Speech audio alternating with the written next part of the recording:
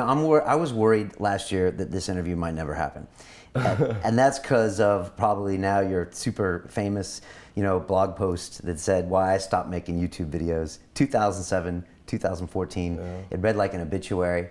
And me as a YouTuber, first thing I thought was, I'm so jealous, Yeah. Because, sometimes that interface and that distribution network can be its own nightmare to a certain extent. And I think about it all the time, the amount of things that we publish. And for me, 4 years ago, I was like, I'm going to do one every week. And I made this, I don't know who I promised that to, but I promised that. And I made sure it happened, like come hell or high water. And it definitely changed me as a person, and some good things about it and some not so good things about it. And the more I do and the more content, the more I get comfortable talking. But now maybe it's the more I get comfortable talking. And I know that you talked about some of the things that you were going through, where not everybody wants to talk to Elliott when he's off camera, and so all these things. I was wondering if you could just talk us a little bit about kind of what was going on with your mind there, and what had happened like the previous 7 years, and maybe talk about what's happened since. If it's okay, I just wanted to quote a couple things you said from the blog, just for people that don't know. Sure, yeah. Just to kind of it'll get me going, get them in perspective. But you said, quote, "The seasons of my life were changing, but I was too attached to my success to let go and move with nature." I think this was talking kind of before you made the decision. And then you said, "I've learned that if you are wise enough to honor the spontaneous, subconscious urgings of your heart and gut, that life will take you exactly where you need to be with very little friction. But if you deny or ignore the urgings of the heart and gut, life will meet tremendous resistance. None of this is done by logic. In fact, the logical mind has very little to do with the process. The only thing the head can do is get in the way." And that is exactly what happened to me. And you finished by saying, "I began attracting tremendous negativity toward myself, my loved ones, and my videos." I was just wondering if you could take us back to where you were at September, what's that, about 10 months ago? That was great, by the way. Right? Yeah, kudos to the guy that wrote that. That describes it completely. I was wondering how you were going to respond to me quoting you, because it is a nice piece there. Yeah, that's really good. That's it in a nutshell. I'm going to sound crazy or great, so depending on who's listening, but God told me to.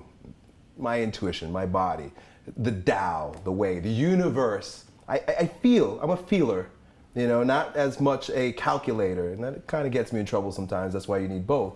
But the feeling was there, and I tried to be logical about what I was feeling, meaning like, this doesn't make any sense. I mean, I'm at the top of my game.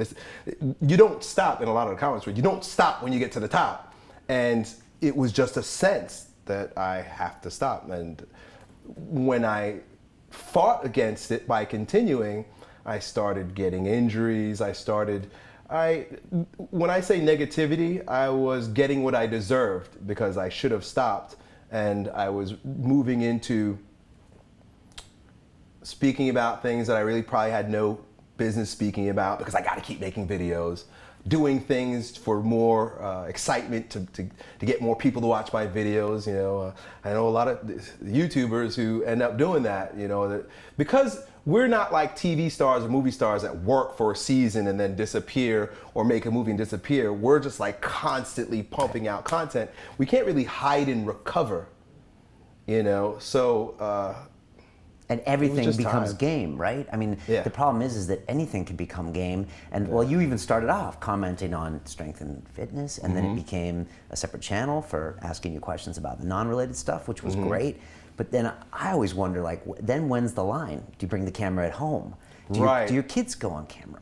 And it's like when you're in this moment of, I got to create more content, it starts to get a little crazy. Yeah, and you can start getting really exuberant. Rest in peace, Greg Plitt.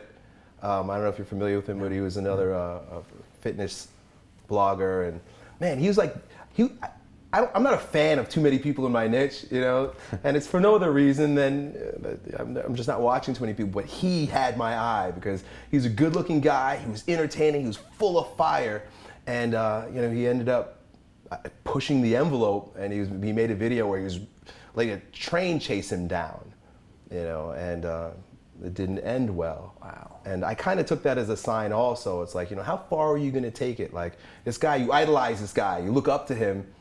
Are you going to end up like him? Do you want to end up like him? And again, rest in peace. I saw that as one of the signs to look back up. Right. To watch the rest of this fascinating interview, click on the link below and go to londonrealacademy.com. There you can sign in with your social media, log in and watch the rest of the episode for free, along with all of our episodes on London Real, my webinars, and all of our premium content, all located over at londonrealacademy.com. So click on the link below, you'll be directed there and you can watch the rest of this fascinating interview, and I'll see you there.